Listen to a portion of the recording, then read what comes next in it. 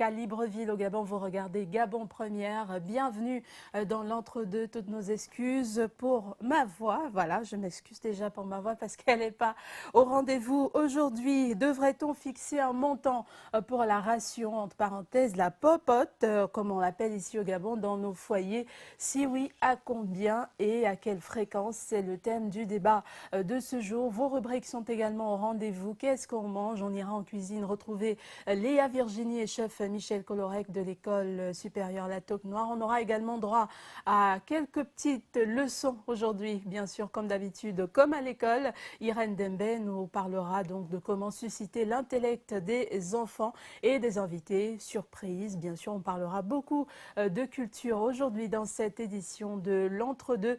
Malheureusement, vous n'aurez pas droit à votre rubrique Flash Actu pour des raisons indépendantes de notre volonté. Tout de suite, cette petite transition avant de recevoir nos premiers invités.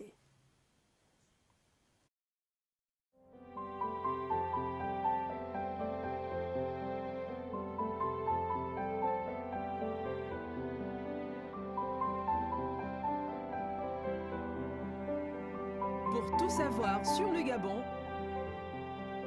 sa diversité culturelle et environnementale.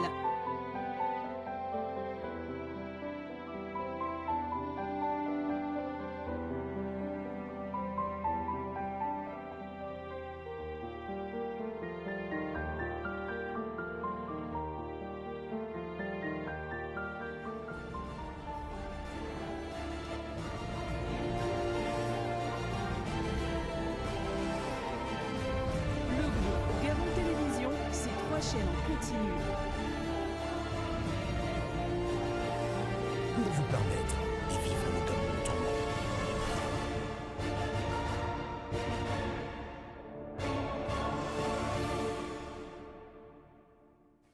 Le thème de ce jeudi, nous le rappelons, devrait-on fixer un montant pour la ration ou encore la popote dans nos foyers? Si oui, à combien et à quelle fréquence? Vous pouvez dès à présent réagir à travers, bien sûr, les canaux que vous connaissez désormais, la page Facebook, le groupe WhatsApp ou encore par SMS à travers le numéro qui s'affiche. On parle de cinéma pour démarrer cette édition avec nos invités, deux figures assez jeunes du cinéma gabonais, Wilgras Ngueti. Bonjour et bienvenue. Bonjour, merci Blanche. Vous êtes, disons, la figure de proue de ce film-là, Destin de gloire. Vous êtes à la fois actrice mais également productrice. On reviendra sur ces différentes casquettes. Et vous insistez également sur une troisième casquette, businesswoman. On en parlera également. À côté de vous, le réalisateur de ce film, Destin de gloire, il s'appelle Bob Inanga. Bonjour et bienvenue. Bonjour. Vous allez bien? Oui, ça va. C'est un plaisir de vous recevoir dans l'entre-deux. Et donc, parlez-nous de ce film qui sortira au mois de mars. L'avant-première est prévue pour le mois de mars.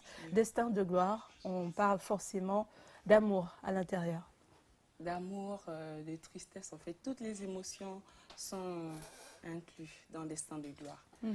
À travers ce film, nous évoquons plusieurs sujets de société, parmi lesquels les crises dans nos ménages, les crises les plus quotidiennes, voilà, les plus vécues, à travers lesquelles nous visons à dénoncer certains mots tels que la méchanceté gratuite, l'aigreur, la jalousie dans nos familles, dans notre entourage et même dans nos lieux de travail. Cette méchanceté qui est souvent à l'origine de plusieurs désastres et qui conduit même à l'irréparable. Voilà, dans le film, vous découvrirez de quoi il est question. Alors, il faut dire que c'est votre première production. Vous êtes actrice depuis, mais sous le label Montparnasse. Parlez-nous un peu de vos débuts, comment vous avez commencé et vous retrouvez là à produire tout un film vous-même. Mes débuts, ils étaient difficiles, on ne va pas se voiler la face. Ils étaient très difficiles, mais avec la rigueur de M. Melchior-Obiang, j'ai pu y arriver. Et je me dis que je ne suis pas encore au niveau que je veux. J'ai beaucoup à apprendre, davantage encore et encore. Donc, je profiterai de cette occasion pour remercier ce grand homme qui m'a formée, qui a fait de moi l'actrice que je suis aujourd'hui et qui est un modèle pour moi, M. Melchior-Obiang. Et vous avez fait combien d'années en tant qu'actrice sous le couvert, bien sûr, de ce label avant de décider de vous lancer vous-même? Oui, 4 ans. Vous avez fait 4 ans. Oui. Et aujourd'hui, qu'est-ce qui vous dit que vous êtes prête à aller vers la production? Pourquoi vous avez choisi de voler de vos propres ailes, si on peut le dire ainsi? Voler de mes propres ailes, c'est quand même un peu trop dire parce que le film Destin de gloire, c'est d'abord une vision, c'est d'abord une révélation que j'ai eue. Je me suis dit, tiens, pourquoi ne pas parler de certains faits qui se passent, qui se produisent, mais dont on en parle souvent très peu. Et dans le film, vous constaterez qu'il est question de 4 sœurs. Donc, Mado l'aînée, qui est très aigrie, elle n'est pas du tout d'accord du bonheur de sa petite sœur, Benjamin, qui a réussi, qui est mariée. Donc, elle se dit que selon elle, selon Mado, sa petite sœur doit patienter son bonheur à elle. Sa petite sœur n'a pas le droit de se marier avant elle. Donc, je me suis dit que c'est quand même des mots qu'il fallait dénoncer. Et pourquoi pas, c'était le moment, je me suis lancée. D'accord, mais est-ce que ça vient d'une histoire vécue? Non. Est-ce que c'est juste imaginé comme ça? Il y a forcément quelque chose qui vous a inspiré? Non, rien ne m'a inspiré, c'est pas une histoire vécue, c'est juste un sujet qui est venu comme ça dans mon inspiration et je l'ai habillé, j'ai habillé l'histoire, tout le scénario, je l'ai rédigé entièrement. Bob Inanga, on se tourne vers vous. Parlez-nous un peu de la réalisation de ce film. On sait que c'est pas évident. Est-ce que c'est votre première réalisation? Est-ce que c'est votre premier travail ou alors vous avez déjà d'autres œuvres avant? Bob Inanga, oui, j'ai déjà eu à réaliser des courts-métrages, plusieurs, qui passent à Tel Africa. En termes de long-métrage, c'est mon deuxième. D'accord. Voilà, c'est mon deuxième long-métrage et il a été vraiment très particulier parce que pour moi, c'était un réel défi que Ulrika Sigeti me donnait. Parce qu'il fallait, j'estime en fait qu'elle aurait pu prendre un autre réalisateur parce qu'elle avait les moyens et la possibilité de le faire. Mais elle a préféré donner cette chance à un jeune réalisateur qui a beaucoup évolué dans l'ombre. Elle a estimé qu'il fallait certainement le faire ressortir. Et elle tenait beaucoup plus que je puisse faire ressortir ce dont elle attendait de son film. Et au niveau de la réalisation, c'était là mon réel défi. Et j'estime, au moins, ou je l'espérais que lors de la projection, la population gabonaise tout entière va pouvoir montrer réellement, apprécier pour que je puisse savoir que j'ai réellement relevé Alors le en défi. termes de tournage, vous aviez des effectifs de combien au total à En gérer? termes de tournage, au niveau de la technique, on a eu un effectif réduit. On a eu juste un perchiste. Et en termes d'acteurs? En termes d'acteurs, on a eu près de 50 acteurs, figurants confondus. Voilà, près de 50 acteurs. En technique, on était 4. Et puis, avec cet petit effectif, en fait, on a fait ressortir ce film. Alors oui, grâce, on sait également que le film est, comment on dirait, morcelé en émotions. Oui. Vous avez 4 temps forts dans le film. Parlez-nous un peu de ces 4 étapes. Voilà, parmi les 4 étapes, on a mélangé émotion et humour. Parce qu'il faut dire que le film est réellement triste. Mais alors là, jusqu'à présent, nous avons publié les extraits sur les réseaux sociaux et tout le monde pleure, tout le monde pleure. Le réal et moi, on se dit, ouais, Dieu merci, on a inclus les scènes d'humour à l'intérieur. Donc, dans un premier temps, nous avons de l'humour. Dans un second temps, nous avons la pression de Mado qui monte parce que elle estime que sa petite sœur ne doit pas se marier. Sa petite sœur lui annonce son mariage et elle conteste. Pardon. Dans un troisième temps, Mado apprend que sa sœur s'est mariée sans lui dire, sans son consentement. Et c'est là où tout bascule, quoi. D'accord, on a de l'humour, on a de la jalousie. Voilà, on a, la jalousie, la haine, La haine. l'aigreur, la méchanceté gratuite, D'accord. même vous le Aussi, découvrirez. la souffrance, il y a aussi même un côté un peu spirituel, un peu mystique. Oui, oui, un peu mystique parce que Mado, elle touche un peu partout. Parce que physiquement, elle n'arrive pas à bloquer sa petite sœur. Elle va donc aller toucher ce qui n'est pas bien, faire de très mauvaises choses pour bloquer le bonheur, pour salir l'étoile de sa sœur. Donc ça, c'est le troisième temps fort. Et le quatrième temps fort, je ne pourrais Le pas vous le dire dénouement. maintenant. On espère, on suppose que Vous c'est allez le forcément découvrir. le dénouement. Oui. Alors, ça a été tourné où, le film? Parlez-nous un peu de l'espace que vous avez utilisé pour tourner ce film. Est-ce que c'était à Libreville? Est-ce que c'était à l'intérieur du pays? Oui, il a été tourné entièrement à Libreville, particulièrement au quartier Lac Lac Bleu. Bleu. Voilà, la majorité des scènes ont été tournées à ce niveau-là. On a eu à prendre certains sites dans Libreville, mais le gros a a été vraiment fait au Lac Bleu. Oui, oui.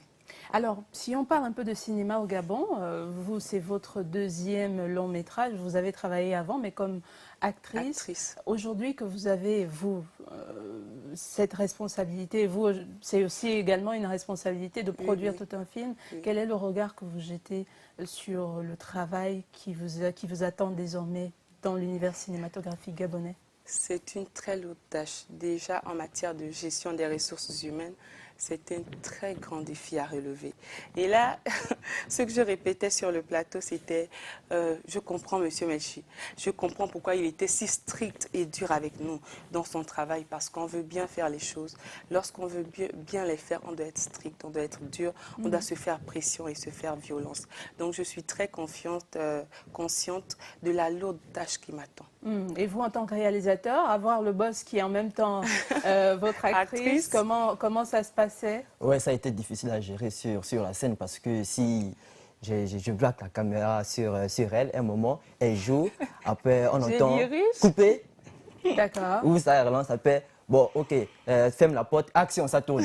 Tu vois, il y a Donc, elle est toujours devant et elle est derrière à la derrière fois. en même temps. Donc, c'est Mais bon, assez compliqué. Comment vous avez géré ça finalement jusqu'à la fin? j'ai dû gérer parce que j'ai su en fait comprendre ce qui est nécessaire pour pouvoir faire évoluer la réalisation, le tournage. Et je suis aussi à un moment lui dire, bon là c'est bon, là, à ton niveau, là ça va.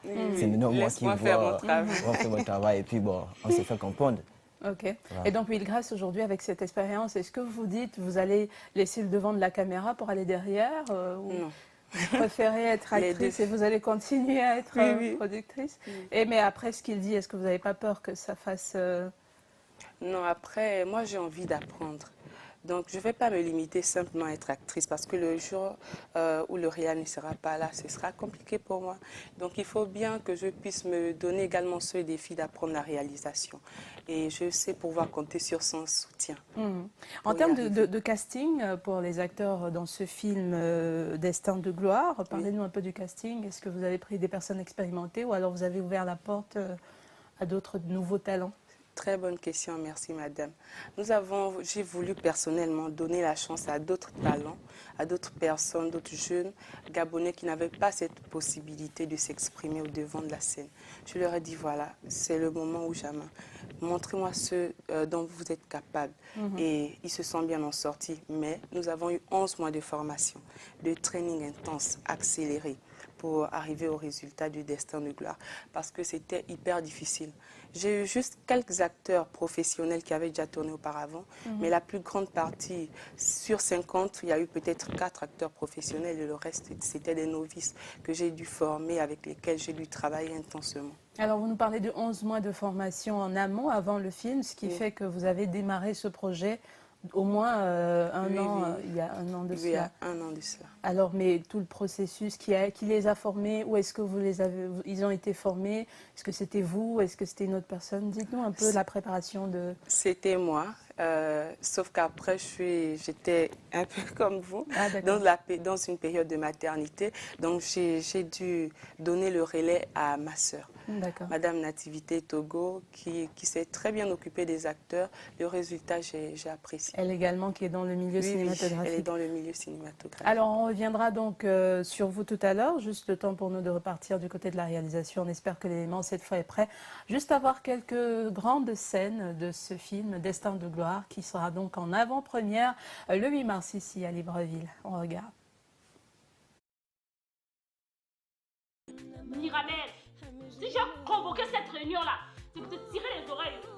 Quand papa et maman sont décédés, c'est moi qui les ont laissés pour vous encadrer. La dernière fois, tu nous as annoncé que tu comptais te marier. Oui. Aucun homme ne m'a jamais demandé en mariage. Toi, j'acceptais ton mariage, Mirabel. Oh, Mirabel. Ah, Mirabel! Ton mari est toi! Vous avez osé blesser mon vampire! Mais sachez, je dis bien, sachez, vous allez assumer les conséquences!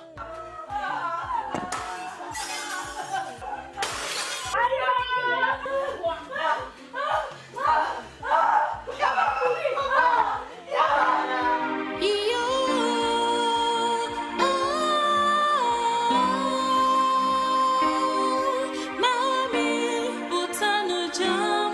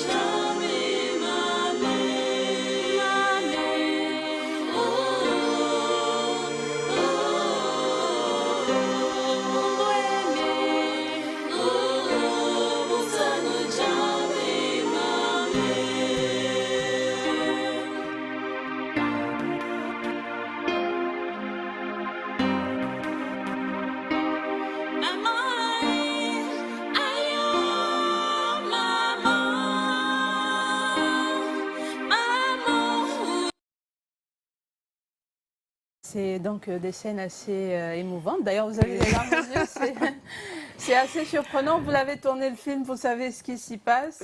Pourquoi C'est vous trop avez fort. l'air- Je revis ces moments-là parce que j'ai tourné en toute nature, quoi. J'étais naturelle. J'ai vécu ces moments. Vous étiez vraiment enceinte aussi? Oui. Non, je Ah, n'étais pas d'accord. enceinte. Ça faisait juste un mois que j'avais accouché. Ok, d'accord. Mais est-ce que vous n'avez pas l'impression d'avoir un peu caricaturé au niveau de la méchanceté? Est-ce que vous pensez vraiment qu'il y a des personnes qui vivent de pareilles situations Oui. dans le monde réel? Oui, madame. La preuve, nous recevons des messages Des depuis que le commentaires sport est en aussi, ligne. ouais. Des commentaires, des filles qui témoignent, des hommes aussi même, qui témoignent de la violence dont ils ont été victimes. D'accord. Oui. En termes de réalisation de ce film, vous avez forcément eu des collaborations. Par exemple, au niveau de la chanson, on a reconnu certains airs. Oui, Parlez-nous un oui, peu de ces oui, réalisations oui. côté technique. Bon, côté technique, en termes de Collaboration, la chanson, oui. collaboration avec la chanson, on a travaillé avec le studio d'un jeune homme qu'on appelle Oxy Kaladji, qui a été sur le beat, ainsi que sur l'enregistrement et le mixage de la chanson. Et C'est c'est vrai nous-mêmes qu'on- qui avons chanté. Et c'est Ah, toujours... d'accord. C'est voilà, moi qui ai chanté, j'ai fait les chœurs toute seule et il a juste posé aussi. Ah, je la comprends voix. maintenant le businesswoman dont vous parliez. On revient donc, avant de vous libérer, au thème de ce jour. Est-ce qu'on devrait fixer un montant pour la ration ou la popote dans nos foyers? Si oui, à combien et à quelle fréquence? Est-ce que ce serait chaque semaine? Est-ce que ce serait chaque mois? Qu'est-ce que vous en pensez, chacun, avant que je ne vous libère? D'accord. Selon moi, ça dépend du nombre d'enfants. Parce qu'un enfant, un foyer, dans lequel il n'y a qu'un enfant ne peut pas avoir la même popote qu'un autre dans lequel il y a 5 ou 10 gosses. Voilà, donc ça dépend. Et à quelle fréquence par mois, Par mois, selon vous? mensuel encore, c'est mieux. C'est toujours mieux de faire les courses en gros. Ouais, Et moi je pense que si au moins on peut laisser une pote à la maison les 150 000, c'est beaucoup. 150 000 par mois. 150 000 par Pour mois. vous, peu importe Ouais, les charges nous, ou peu le nombre importe d'enfants. les charges. Et après, ça dépend de la rentabilité de la famille, en fait. Alors, on a... Mais je trouve que 150 000, ça va quand même. Avec ce qu'on a comme dépenses ici. Attention à vraiment. pas vous faire lyncher tout à l'heure dans la rue.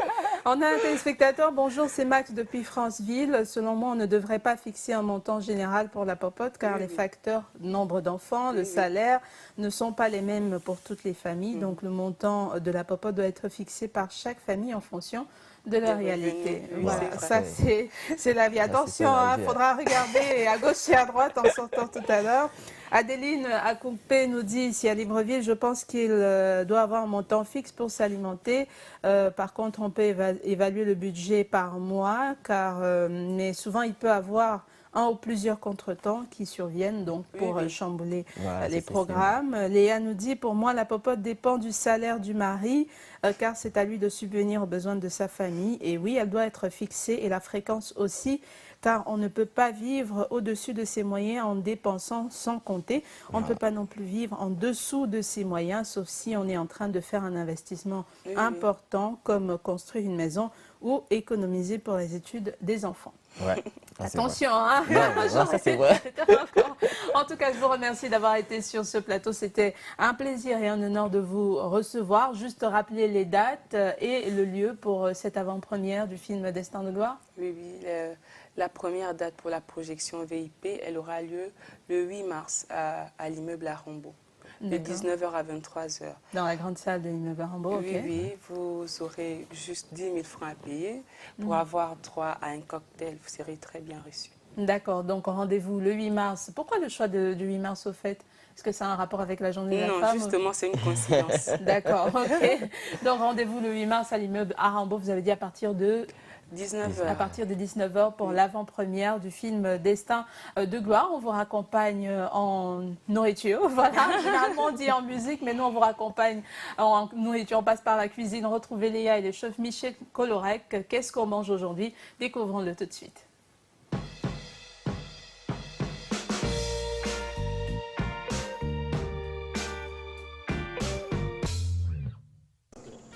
Bonjour Blanche, bonjour à tous. Il conjugue les bases d'une cuisine classique en rajoutant une touche de modernité. Il n'est plus à présenter, c'est le chef Michel Colorec de l'école supérieure de cuisine La Toque Noire. Bonjour chef Michel. Bonjour Léa, comment vas-tu? Je vais très bien, merci. Bonjour chers téléspectateurs. Alors comme d'habitude, vous allez sublimer un classique de la cuisine gabonaise. Oui, aujourd'hui nous allons revisiter un de nos classiques, le folon au poisson fumé et crevettes. Alors vous avez besoin de quoi exactement pour réaliser ce plat? Alors, pour ce plat, nous aurons besoin, déjà ici nous avons notre folon. Ensuite, nous aurons besoin de crevettes entières. Nous allons séparer les têtes de la crevette. Nous aurons également besoin de poisson fumé, en l'occurrence de la bécune, du poivron, des oignons, du céleri, de l'ail, du sel, des tomates. Et nous allons y ajouter du citron. Alors chef Michel, moi je vous laisse manipuler tous vos aliments et on se retrouve juste après. C'est parti. À tout de suite. Alors, donc pour commencer, nous allons prendre nos poêles et les préchauffer. On va laisser chauffer l'huile et nous allons y mettre nos têtes de crevettes pour les faire frire. Dans l'autre poêle, nous allons également mettre juste un petit filet et nous allons cuire nos crevettes.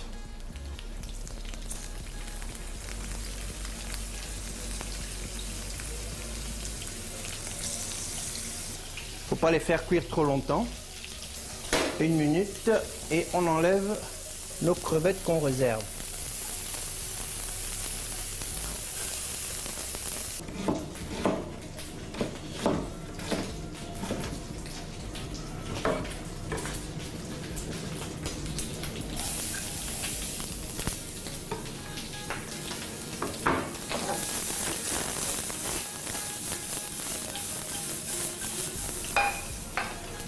Nous allons juste récupérer notre huile dans laquelle on va mettre notre folon.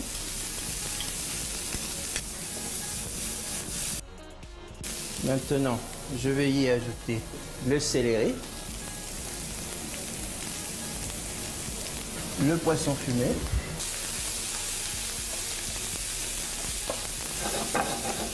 nous allons saler et poivrer. Nous allons ajouter un peu d'eau, il ne faudrait pas qu'il soit sec.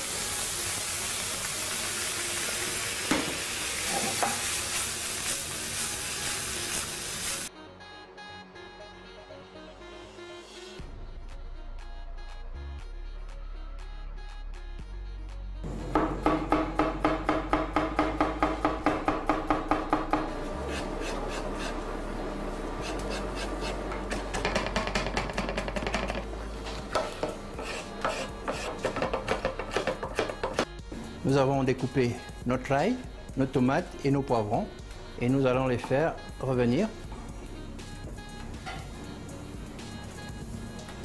Un peu de sel, un tout petit peu de poivre,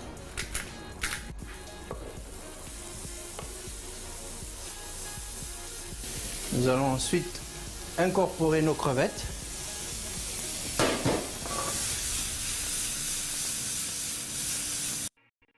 C'est prêt, on réserve et on va y ajouter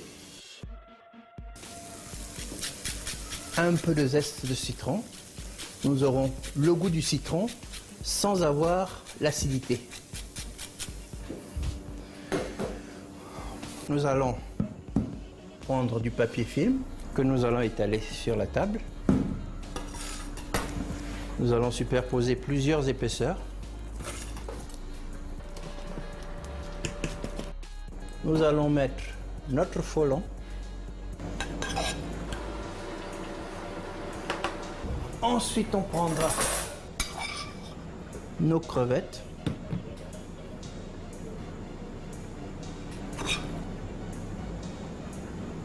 Et nous allons rouler le tout.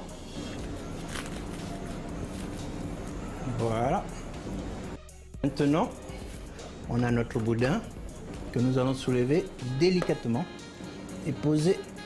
Voilà. Quelques tomates, poivrons. Et on termine par poser 3 crevettes sur le dessus. Et maintenant, nous allons y ajouter notre accompagnement.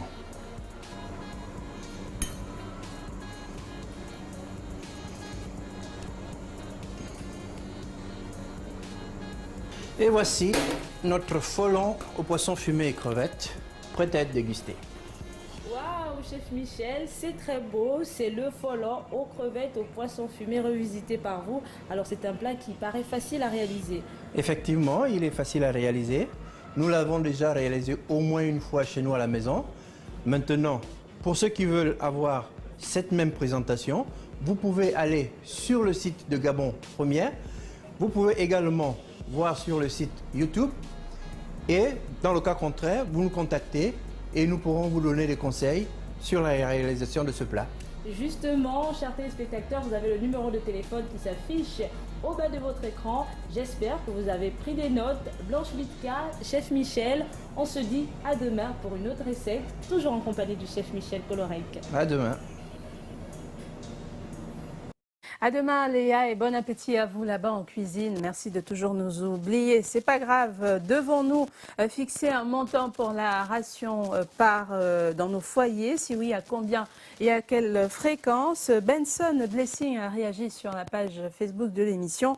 Je pense que cela dépend des revenus des conjoints et du mode de vie qu'ils veulent adopter dans leur foyer, mais aussi le nombre de personnes dans la maison détermine le montant à fixer pour la ration. Plus on en est nombreux, plus la popote l'est également, moins on est et moins la popote l'est aussi. C'est son avis et faites comme lui. Réagissez dès à présent sur ce thème via la page Facebook ou encore via le groupe WhatsApp ou encore via SMS. Et nous accueillons, vous avez dû remarquer des petits changements sur le plateau, notre deuxième invité. Bonjour Eddie Hendricks. Bonjour. Bienvenue sur le plateau de l'Entre-deux. Je signale que vous êtes un jeune Gabonais mais également designer, un artiste designer. Et vous êtes actuellement en exposition du côté de l'Institut français dans l'expo Gabon Design. Dites-nous en plus. C'est ça. Bon, merci déjà de me recevoir sur votre beau plateau. Oui. Merci à vous. Gabon Design, c'est un concept qui a été initié par l'Institut français du Gabon. Et voilà, comme vous l'avez si bien dit, je suis artiste, designer et j'ai été, comme les autres, invité. Et je tiens à rappeler que nous sommes au nombre de 5 à y prendre part à cette aventure.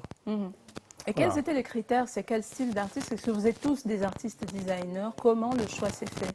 Bon, je crois que ça, c'est une question qu'il faudra adresser comme ça aux organisateurs, voilà, que je ne saurais répondre avec beaucoup de On va voir bientôt en images quelques-unes de vos réalisations. Avant de revenir sur celle-là, il faut dire que c'est assez particulier ce que vous faites de vos mains. Si la réalisation pourrait nous envoyer quelques images, vous êtes vraiment ces designers. Alors, vous faites à base de quoi? On voit des lampes, voilà, de plusieurs œuvres.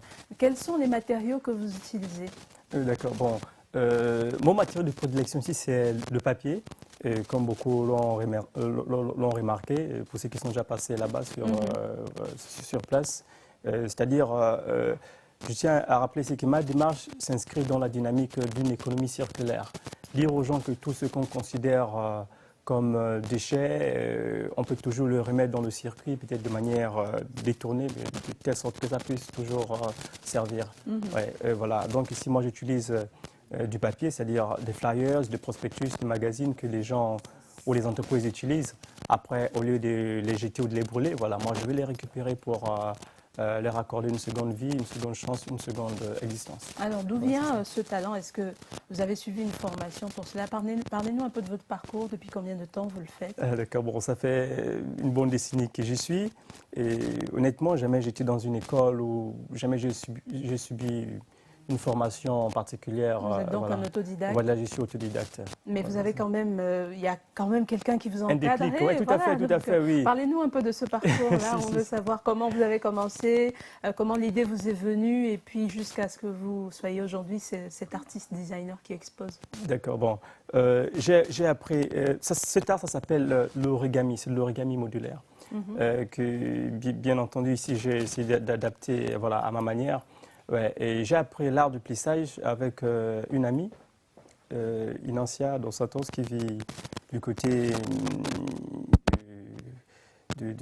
elle vit en Italie aujourd'hui, du côté du Vatican, c'est ça. Donc un jour, je suis arrivé chez elle et j'ai trouvé un objet là sur la table basse, un petit objet, et j'ai demandé de quoi était fait cet objet. Et là, elle m'a dit c'était du papier. Je dis quoi, c'est du papier comme ça? Et là, j'ai demandé à apprendre vraiment à travailler dans ce sens-là. Et elle m'a appris, après plusieurs jours, elle m'a appris la technique de plissage. Et là, c'est parti. Voilà. Aujourd'hui, j'ai mes propres créations. Voilà. Vous avez longtemps travaillé avec elle? Non, je n'ai pas longtemps travaillé avec elle, c'est ça. Parce que c'est quelqu'un qui était vraiment occupé. Voilà. J'ai pris et j'ai juste appris avec elle la technique de plissage. Elle m'a montré quelques éléments de base, comment faire l'agencement, le montage. Et après, voilà. Alors, est-ce que l'exposition d'aujourd'hui est la première? Est-ce que vous avez eu d'autres opportunités avant cela de montrer ce que vous valez?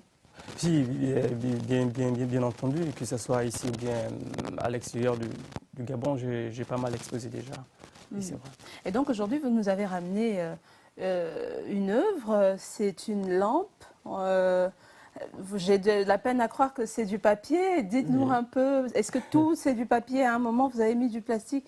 Parlez-nous un peu de cette œuvre, comment vous avez vraiment réalisé ce chef-d'œuvre. Je perds presque mes mots. Malheureusement, on ne pourra pas l'allumer là tout de suite. On va essayer de voir si on peut le faire tout à l'heure, si la caméra pourra prendre la lumière. Mais parlez-nous un peu de cette œuvre.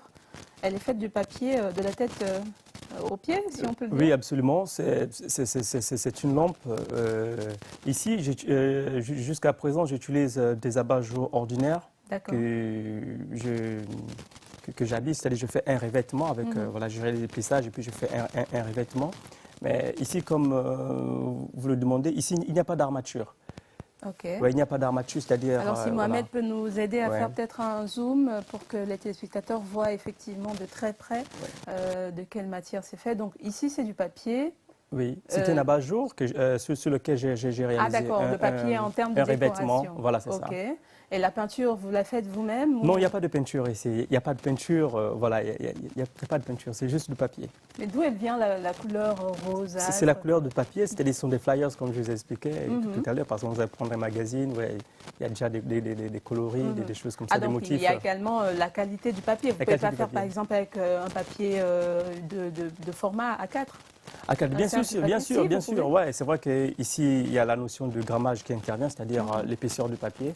Et voilà, c'est ça. Mais avec un format A4, comme les rames qu'on utilise tous au quotidien, je peux réaliser quelque chose comme ça. Mais vous comprenez aisément que si je n'utilise pas la peinture, les tons ne seront pas également les mêmes. Ouais. Voilà, c'est ça. Et au niveau du bas, parlez-nous un peu du pied de du pied, voilà, au niveau du pied ici, si vous permettez, je peux soulever. Oui, voilà. bien sûr, allez-y. Vous voyez comment ça tient ferme, voilà. Oui, il n'y a rien à l'intérieur. Il n'y a même pas un cure-dent, même pas une tige de mettre à l'intérieur. C'est juste du papier. Ça tient juste sur du papier. C'est juste la technique. C'est quel papier pour être aussi solide? Je suis vraiment surprise. Je veux vraiment savoir. C'est quoi comme papier? Toujours des flyers? Oui, des flyers, des prospectus, des magazines. Même le papier qui est devant nous, voilà, on peut le transformer et il prend cette forme. Alors, je tiens vraiment à ce qu'on fasse un gros zoom dessus pour voir parce que en voyant comme ça, nous, on se demande, mais vous avez plié, ça vous prend combien de temps pour réaliser une œuvre pareille? Une œuvre pareille, bon là, je veux dire environ une semaine quand même. Il faut que je travaille fort. D'accord, vous avez besoin du papier et de colle sûrement? Oui, papier, la colle et du vernis. Voilà. Et après la partie électrique, donc le câble et l'ampoule et autres, c'est vous-même? Oui, c'est moi qui fais tous les branchements, oui, ce sont des notions élémentaires, de physique, voilà, ouais. D'accord, et donc une œuvre pareille, si on la retrouve, on peut la voir à combien? Bon, ici, je n'aimerais pas me prononcer trop sur les tarifs, mais pour ceux qui... Parce que généralement, c'est ça le problème. Oui. Beaucoup de personnes sont intéressées ou peuvent être intéressées, mais trouvent que le prix n'est pas en adéquation forcément avec... pas le talent, je dirais pas le talent, il n'a pas de prix le talent, mais avec les bourses. Voilà. Donc, est-ce que vous avez l'impression que les prix que vous pratiquez sont quand même à la portée de tout le monde? Oui, ma foi, vu le volume du travail et puis le côté exceptionnel de l'œuvre aussi, je me dis ça vaut le coup. Voilà, ce ne sont pas des œuvres qu'on va trouver à tout bout de champ. Et quelle est la plus grosse œuvre que vous ayez faite avec du papier? Avec du papier, bon, Je crois que l'une d'elles, bon, certaines sont exposées là à l'Institut français. Mais la plus grosse, ce serait quoi? De nous dire juste en termes de nom, quelle est la plus grosse œuvre que Ouais, vous ayez... c'est un lampadaire, il fait environ 2 mètres, 2 mètres de haut. Avec que du papier? Avec du papier, oui. Et j'invite comme ça tous ceux qui... Ah ouais, ceux nous qui on veulent, viendra, voilà, on viendra voir, jeter un coup d'œil. ce talent-là, parce Oui. que c'est vrai que c'est quand même inouï de faire qu'avec du papier, Oui. tout un lampadaire de 2 mètres. Il vous a pris combien de temps C'était dans un peu plus de 2 mois quand même. Mhm. Un peu plus de 2 mois. Et j'ai comme ça d'autres projets encore, hein, vraiment des œuvres monumentales que j'aimerais vraiment réaliser. Mhm. Voilà, c'est ça, si le temps me le On va permet. parler tout à l'heure de vos perspectives, justement, de votre actualité, de vos perspectives. Juste le temps pour nous de lire le message de ces téléspectateurs qui réagissent au débat de ce jour. Il est mieux de fixer un montant pour la popote. C'est une charge. Le montant dépend du revenu de tout un chacun. Merci. C'est Nadège qui nous écrit depuis plein Niger, ici à Libreville. Voilà, vous avez un message. Bonjour, ce gars est un génie. Avec du papier, il arrive à faire cela. Vous voyez, c'est assez impressionnant. C'est Merci. parce que vraiment, ils ne peuvent pas toucher. Moi qui touche vraiment la fermeté, je me demande est-ce que c'est le même papier que j'utilise tous les jours ou alors, et sans armature, comme vous le dites. Maintenant, en termes de perspective, est-ce que vous pensez transmettre cet art que vous avez? Vous avez pensé à faire des ateliers? Qu'est-ce que vous pensez faire pour éclore véritablement et étendre votre savoir? Bon, en ce moment, je travaille encore modestement chez moi, dans l'attente. Et voilà, j'espère bien que j'aurai cette opportunité un jour d'avoir des moyens conséquents pour avoir un espace. Vous n'avez pas d'atelier en tant que tel? J'ai pas d'atelier proprement parlé. Mhm. Voilà, c'est ça. Mais j'aimerais avoir un espace aussi conséquent pour travailler avec le maximum de personnes, avec ceux qui sont intéressés par cet art. Voilà, c'est ça. Mais comment vous faites en termes, quelles sont les démarches que vous avez déjà introduites pour vous faire connaître, à part cette exposition à laquelle vous avez été invité? C'est comme je disais tantôt, à part cette exposition, j'ai participé à pas mal de projets déjà ici. Voilà, je crois que pour moi, c'est la manière, en ce qui me concerne, et par rapport aux moyens qui sont les miens, de me faire connaître. D'accord. Voilà, c'est ça. À chaque fois qu'il y a une opportunité, et dans la limite de ma disponibilité, voilà. Ok, Je me merci présente, beaucoup. c'est ça. Je rappelle que vous êtes donc Eddie Hendrix, artiste et designer. Vous êtes actuellement en exposition du côté de l'Institut français du Gabon. Ça part jusqu'au mois de février, Jusqu'au je crois. 24 février. Jusqu'au 24 février. Oui, c'est L'entrée est gratuite. Et gratuite, voilà, c'est ça, du lundi au vendredi, du lundi au samedi, de 15h à 19h30. Voilà, c'est ça. Et je tiens comme ça à remercier déjà l'Institut français du Gabon pour cette opportunité qui nous est offerte, et parce que c'est pas donné vraiment à tout le monde d'exposer dans un lieu aussi prestigieux que que l'Institut français. Et en ce qui nous concerne, c'est un projet auquel on nous a conviés, et puis c'est vraiment gratuit. Nous n'avons rien déboursé du tout. Jusqu'au vernissage, ils ont tout pris en charge. Et je dis merci à l'Institut Voilà, français du c'est Gabon. également un clin d'œil aux autorités gabonaises en matière de culture pour mettre en avant, même si bien sûr il y a plusieurs plateformes qui sont mises sur pied pour mettre en avant autant de talents. Merci. Peut-être une réaction quant au thème de ce jour. La popote, vous pensez qu'elle devrait elle devrait avoir un montant fixé? Si oui, à quelle fréquence? Par mois, par semaine? Ah oui, question difficile, mais sur ce point, je crois que je vais épuiser une réaction, la réaction d'un téléspectateur. D'un téléspectateur de tout à l'heure, mais je me dis, bon, on ne peut pas quand même fixer, c'est difficile de fixer le montant de la popote, parce que tout le monde ne gagne pas déjà le même montant. Bon, par exemple, pour quelqu'un qui a un salaire de 300 000 et pour l'autre qui a un salaire de 60 000 francs. Et pour quelqu'un comme moi qui suis à mon propre compte, vous voyez qu'il y aura forcément un déséquilibre. Oui, mais dans Voilà. votre foyer, au moins, c'est ce que vous vous dites chaque mois, voilà ce que je te donnerai, madame, pour la popote, ou alors chaque semaine? Voilà, comment bon, si la question s'adresse à moi, Oui, bien sûr. elle est la bienvenue. Et je crois que j'en ai déjà abordé un peu voilà, cet aspect. Je dis, pour quelqu'un comme moi, par exemple, qui n'a pas un montant fixe à la fin du mois, c'est difficile à fixer, en fait. Donc, ça dépend des rentrées. Ça dépend voilà, des rentrées. voilà. Voilà. Et je me dis, bon, du côté, par exemple, si j'ai ma femme, mais sachant dans cette situation, je crois qu'elles doivent impérativement être amenées à me comprendre. D'accord. Voilà, Merci beaucoup, Eddie Hendricks, d'avoir été sur ce plateau. Je rappelle que vous êtes artiste designer, comme d'autres Gabonais, actuellement en exposition du côté de l'Institut français du Gabon, dans cette expo Gabon Design, qui est donc consacrée aux artistes designers. On vous raccompagne avec le geste quotidien. Combien de fois il faut se laver par jour? C'est important de savoir. Certains se disent il faut se laver plus de 3 fois, d'autres un peu moins. Il y a un nombre précis de fois au cours desquels il faut se laver par jour. Et c'est donc le geste quotidien qui nous en parle tout de suite.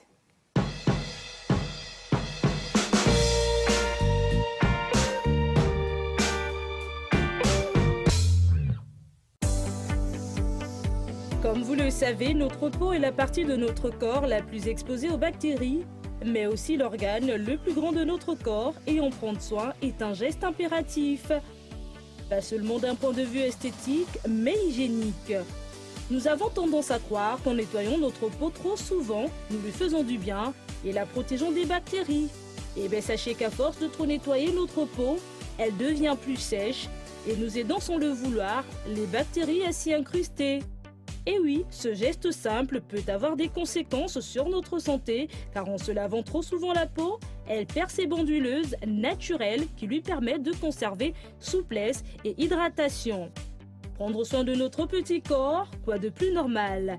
Mais combien de fois est-il recommandé de prendre sa douche par jour? Chers partisans des douches multiples, se laver une fois par jour suffit amplement. Car le corps s'auto-nettoie et sait combattre les agressions extérieures de lui-même. Et pour vous fans de la toilette de chat et allergiques à l'eau, un manque d'hygiène corporelle n'est pas sans conséquence. Outre l'odeur, des mycoses peuvent se développer, notamment au niveau des pieds et des parties intimes. Une douche par jour et c'est tout. Mais cette règle ne s'applique évidemment pas aux mains et au visage.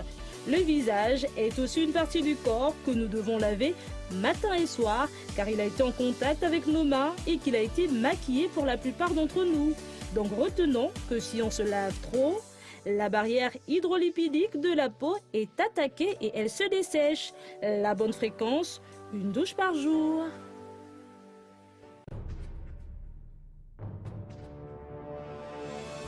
Le groupe Gabon Télévision, c'est désormais La chaîne généraliste, autrefois désignée première chaîne et qui devient Gabon Première, pour vous informer et vous divertir.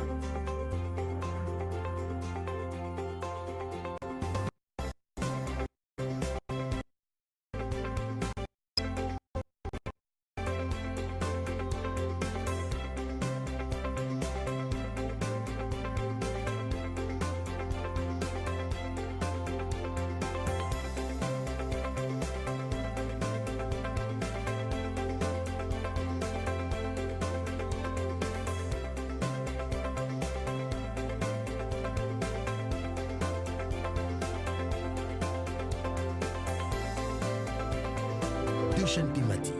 Gabon 24. Pour de l'information en continu.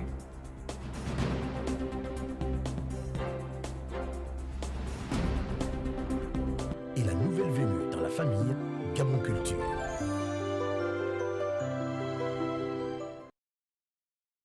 Voilà, de retour sur ce plateau, c'est le moment de passer à l'école. La maîtresse nous attend déjà dans la salle de classe. Juste après la transition, on retrouve Irène Dembé.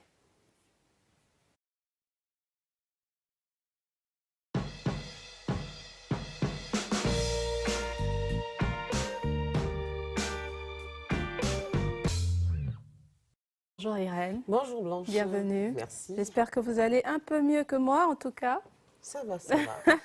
Alors, on aimerait d'abord commencer par votre réaction sur le thème d'aujourd'hui. Est-ce que vous pensez qu'on devrait fixer le montant de la popote à la maison? Si oui, combien et à quelle fréquence? Alors, peut-être dire combien, ce serait peut-être un peu difficile parce que c'est en fonction du pouvoir d'achat, mais celui qui est chargé de la popote doit faire une estimation de ce que cela entraîne en termes de coûts, combien de personnes ai-je à ma charge, quels sont mes revenus, et puis vous parlez de fréquence, est-ce que je suis payé le 25, est-ce que je suis payé le 30, est-ce que je suis payé le 5? Maintenant, il faut dire qu'il y a également le standing de certaines personnes. On peut avoir 3 ou 4, 5 personnes seulement à sa charge et avoir un budget en termes de popote très élevé si on en a les moyens. On parle également du prix des denrées alimentaires. Est-ce que, en tant que responsable de famille, parce qu'on en a les moyens, on va privilégier les produits de luxe? Est-ce que j'irai dans les grandes surfaces acheter du blanc de poulet, du foie gras? Est-ce que je peux me permettre d'agir de la sorte? Est-ce que je me contenterai d'aller au marché et acheter ce qui n'est pas très cher? Donc, en fonction de mes possibilités, en fonction du nombre de personnes que j'ai à ma charge. Alors, Ulrich réagit un peu comme vous. Il dit qu'il pense que la popote se fait en fonction des moyens et il est nécessaire de tout budgétiser car on ne vit pas que pour manger. Il y a beaucoup de projets à réaliser. Donc voilà, quand on a le salaire, il faut savoir que ceci, je mets ça pour manger et l'autre, voilà. Alors, aujourd'hui, vous nous parlez de comment susciter l'intellect chez les enfants. Voilà, l'intelligence qui est une faculté qui permet à l'enfant de comprendre, de savoir interpréter, faculté qui va aider votre enfant parce que votre enfant sera écolier, il sera lycéen et il aura besoin d'apprendre des matières, il aura vraiment besoin de cette faculté. Et donc, il est possible de la stimuler à travers l'environnement que l'on offre à son enfant. L'environnement dans lequel évolue l'enfant entre en ligne de compte, l'enfant doit évoluer dans un environnement propice à l'apprentissage, il faut le savoir. Et puis, élément véritablement important, il faut tout faire pour aiguiser, éveiller la curiosité de l'enfant. Et on commence par des activités toutes simples. On ne parlera jamais assez de la lecture. Vous avez la lecture, vous avez les mathématiques, les activités qui se rapportent à la création, comme le dessin, par exemple. Alors, nous allons parler de chacune de ces activités. Commençons par l'apport de la lecture. Et là, nous parlons d'un enfant qui n'est pas encore scolarisé. Parce qu'il faut D'accord, commencer, justement, j'allais demander à quel âge est-ce qu'il faudrait commencer. Dès le début, on va dire, à partir du moment où l'enfant commence à comprendre, à donner une signification aux mots, il faut faire la lecture, même s'il ne sait pas lire. 3 ans par là? 2 ans, on commence à 2 ans. D'accord. Même si l'enfant ne sait pas lire, il faut instaurer ce rituel quotidien. Lire une histoire à l'enfant le soir, c'est véritablement important, même s'il ne sait pas lire. Il y a des livres qui sont très beaux pour les enfants, ils sont très colorés, il y a des illustrations, et donc l'enfant sera fasciné. Est-ce que ce n'est pas une question culturelle par les aussi? couleurs. Justement, il faut briser ce préjugé. Je ne me souviens pas qu'on m'ait lu des histoires. Voilà, ne mettons plus en avant cet argument. Brisons les préjugés pour éduquer nos enfants comme il se doit. Alors, lorsque l'enfant ne sait pas lire, on raconte l'histoire, on peut lui poser des questions également. En fait, on construit le récit avec lui, il doit participer activement à ce moment. Lorsqu'il sait lire, eh bien, on lira ensemble. En tant que parent, je pourrais commencer à lire et demander à l'enfant de lire la suite. Ensuite, il y aura l'échange parce que c'est véritablement important. Qu'as-tu retenu de cette histoire? On ne passera pas toute la soirée à le faire, bien sûr, mais on prendra quand même quelques minutes pour échanger avec l'enfant parce qu'on suscite également son intérêt et on éveille son intellect parce qu'il raisonne, il réfléchit à travers l'histoire. On lui apprend à faire la distinction entre le bien et le mal. Et puis, il y a des personnages dans cette histoire. Que penses-tu de l'ogre, par exemple? Que penses-tu de la méchante sorcière? Comment pourrait-on qualifier son attitude? L'enfant dira peut-être qu'elle est méchante. Est-il correct de se comporter ainsi dans la vie? Non, il ne faut pas se comporter de la sorte. Donc, la lecture est véritablement quelque chose qui consolide le savoir de l'enfant. On parle de faire la distinction entre ce qui est bien et ce qui ne l'est pas, mais également de découverte parce qu'il peut découvrir un pays à travers l'histoire, découvrir une région, donc c'est véritablement important. La lecture favorise l'acquisition du langage parce qu'il perfectionne sa façon de parler, des mots, du voilà vocabulaire. justement, et facilite l'apprentissage des matières. Parce que lorsque vous comprenez très bien le français, vous n'aurez pas de problème dans les autres matières parce que vous comprendrez aisément ce qui est dit. Donc, si c'est enseigné en français, bien sûr. Voilà, nous sommes dans le cadre du français. D'accord. Alors, après la lecture, il y a les mathématiques, autre élément important pour booster l'intellect de votre enfant. Et puis, il faut se servir des situations quotidiennes. On parle d'une période durant laquelle l'enfant n'est pas encore scolarisé. Même s'il n'est pas scolarisé, il faut commencer à lui apprendre quelques notions s'agissant des mathématiques. Dans les 2-3 ans? Oui, nous sommes dans les 2-3 ans. Il faut lui apprendre à compter, à mesurer, à comparer, à estimer, à découvrir les formes géométriques, hein, le rang, voilà, c'est un carré, c'est un triangle. Il faut déjà commencer un bonbon plus un bonbon. Voilà, justement, à l'apprendre aux enfants se situer dans l'espace et dans le temps. Cela fait partie des éléments en rapport avec l'initiation s'agissant des mathématiques. Alors, puisque c'est un petit enfant, on ne va pas le bassiner avec des choses lourdes. Il faut que ce soit ludique, il faut que ce soit véritablement plaisant. Alors, on a des chansons. Hein. Je chante faux, Blanche, malheureusement, je ne peux pas. Essayez. Vous les reprendre ici, ce serait véritablement la catastrophe. C'est la rubrique, hein. Alors, nous sommes donc, comme à l'époque, des chansons par rapport aux chiffres, on apprend à compter. Comme avec, laquelle, par exemple des chansons, justement, je ne voudrais véritablement pas qu'il pleuve. Il le faut, ça rentre dans la le studio. Par contre, on peut déjà faire un petit jeu avec l'enfant pour aider à compter avec les doigts. Et c'est très amusant, c'est très ludique. Les doigts, les orteils, on le chatouille un peu, on compte les orteils, c'est véritablement intéressant, avec des bâtonnets également. Et puis, compter ses jouets. Avec des éléments qui sont dans la maison, c'est possible. Hein. Ranger ses vêtements, alors on va compter les vêtements, on va les ranger, on va compter les bonbons, comme vous le disiez, Blanche, les pommes. Alors, j'ai 3 pommes, je veux t'en donner une. Alors, combien me reste-t-il de pommes? Et l'enfant qui est très intéressé par la pomme ou par les bonbons fera véritablement l'effort. Il y a également, s'agissant des mathématiques, les proportions. Vous pouvez cuisiner avec votre enfant, lui demander de mettre un peu de farine lorsqu'il est question des éléments. S'agissant d'une recette, vous avez un quart d'huile, un demi-verre d'eau. Cela peut entrer également en ligne de compte s'agissant de l'apprentissage de l'initiation aux mathématiques. Donc les proportions, est-ce qu'il y en a plus? Est-ce qu'il y en a moins? Est-ce qu'il s'agit de la moitié, du quart? Ce sont des éléments véritablement importants. L'enfant ne se rend pas compte qu'il est en train d'apprendre. Il trouve cela très amusant, très ludique, et c'est ainsi, s'agissant des mathématiques, que l'on peut procéder. On parlait d'activités qui peuvent susciter la créativité, l'imagination, le dessin par exemple, colorier, c'est véritablement des éléments qui éveillent l'intelligence de l'enfant. Et puis les jeux de société. Nous parlons d'enfants, il faut savoir que le jeu est véritablement important s'agissant du développement psycho-affectif de l'enfant et même intellectuel. Un enfant doit jouer. Maintenant, le parent peut joindre l'utile à l'agréable en y mettant toujours un petit apprentissage. L'enfant sera heureux parce qu'il trouve là une occasion de véritablement se détendre. Mais vous aurez votre objectif en tant que parent, c'est toujours de mettre une petite pointe d'éléments qui pourraient apporter quelque chose à l'enfant sur le plan intellectuel.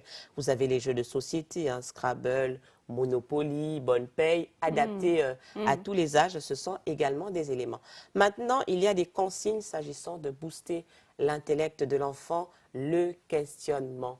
Il faut toujours questionner son enfant sur sa compréhension de l'environnement, sur ce qui l'entoure. Il faut poser ce type de questions à l'enfant. Et lorsque vous êtes devant la télévision avec l'enfant, lorsque vous suivez un dessin animé ou un film, lui demandez ce qu'il a retenu. Est-ce que tu as trouvé que ce dessin animé était intéressant? Oui. Pourquoi? Qu'est-ce que tu as aimé? Si tu ne l'as pas aimé, qu'as-tu détesté? C'est ainsi également que l'on peut susciter, on va dire, stimuler l'intellect de l'enfant. Et il faut, élément important, Blanche, également, répondre aux interrogations des enfants. Il y a en fait la période du pourquoi.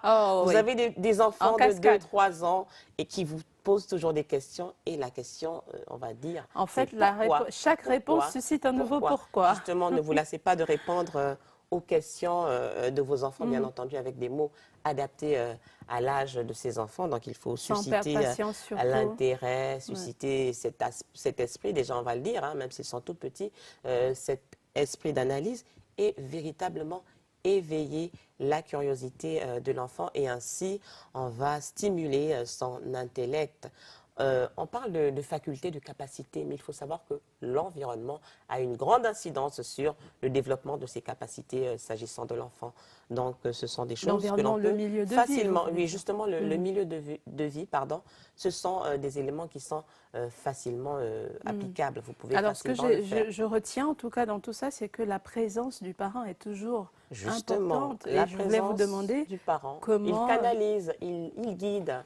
On va dire que c'est une sorte de facilitateur. Justement, mais je voulais vous demander aujourd'hui, on sait que ce n'est pas toujours évident d'être là tout le temps. Quels pourraient être les conseils à donner à ces mamans qui travaillent et qui laissent l'enfant avec la nounou, qui n'a pas forcément la méthode qu'il faut, même si on lui dit de le faire, elle n'a pas forcément la méthode. Quelle pourrait être Alors, on peut être les conseils? une mère occupée, on peut être un père occupé, mais il y a la délégation. On peut déléguer ces tâches-là. Alors, si j'ai une nounou, mais je ne vais pas recruter n'importe quelle nounou. Il faudra quand même que j'exige un minimum. Si elle ne sait ni lire ni écrire, ce n'est pas intéressant pour moi de recruter cette nounou. On peut avoir un membre de la famille, un frère, un cousin, un neveu qui pourrait faire office justement de celui qui serait là pour guider l'enfant, pour l'encadrer. Mais s'agissant des nounous, ne les recrutons pas de façon hasardeuse. Il faut véritablement qu'elle ait quelque chose à apporter à l'enfant. C'est vrai que malheureusement, la réalité est très éloignée de ce que vous dites. On a malheureusement des nounous qui ne sont pas forcément formées, qui ne sont pas proposées par une agence. Et même quand elles viennent des agences, elles n'ont pas forcément des qualifications en matière d'éducation ou alors en matière de diplôme, si vous voulez. Et donc, c'est un peu compliqué sur ce point-là. Merci beaucoup, Irène, d'avoir partagé cette... pas une astuce, c'est conseil, voilà, avec nous. Merci d'avoir partagé ces conseils avec nous. On vous retrouve lundi, si Dieu le veut, puisque vendredi, vous nous fuyez, vous refusez, vous nous fuyez le vendredi, vous n'êtes pas avec nous. On vous raccompagne donc avec ceci.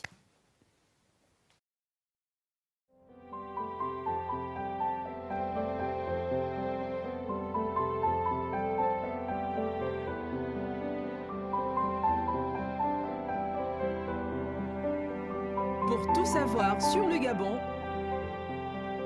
sa diversité culturelle et environnementale.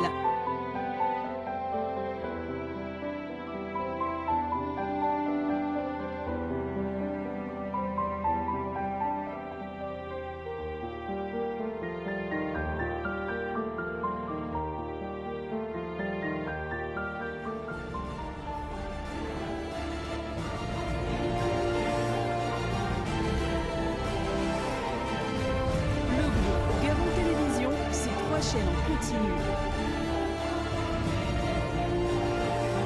Pour vous permettre de vivre le Gabon autrement.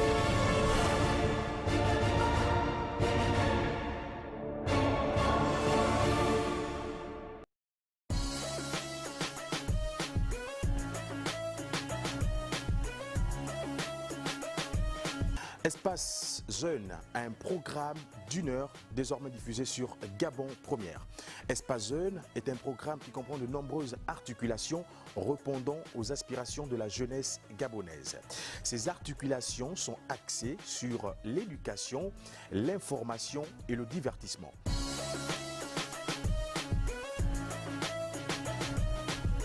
Chers téléspectateurs, on se donne rendez-vous tous les samedis entre 15h et 16h sur Gabon Première. Espace Jeune, le rendez-vous de la jeunesse d'ici et d'ailleurs.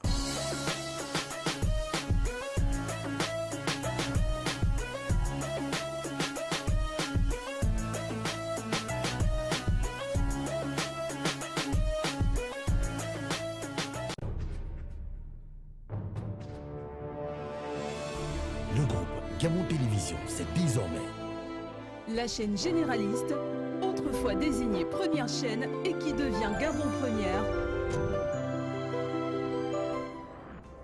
pour vous informer et vous divertir.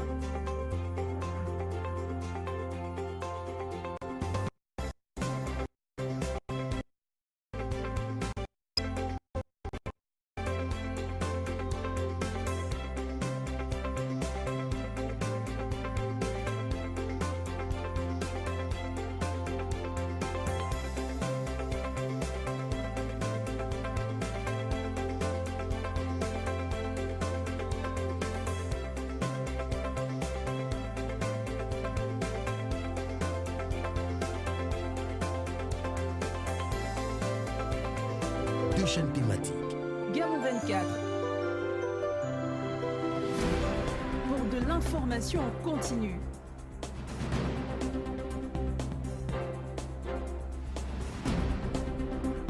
Et la nouvelle venue dans la famille, Gabon Culture. Si vous nous rejoignez à l'instant, vous êtes bien sûr Gabon Première, c'est l'émission L'Entre-deux qui tend vers sa fin. Juste le temps pour nous de vous proposer l'instant sourire, l'instant LOL de cette émission. Regardez et appréciez.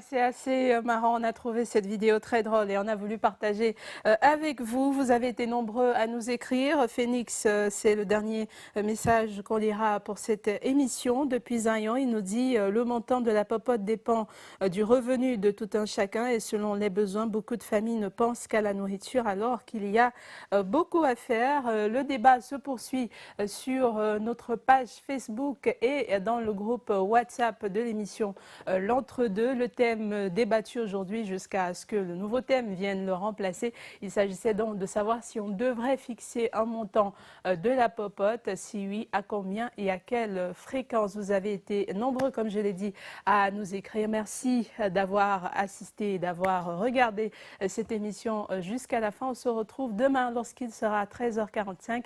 D'ici là, portez-vous bien et restez en compagnie de nos programmes qui, eux, se poursuivent. Au revoir.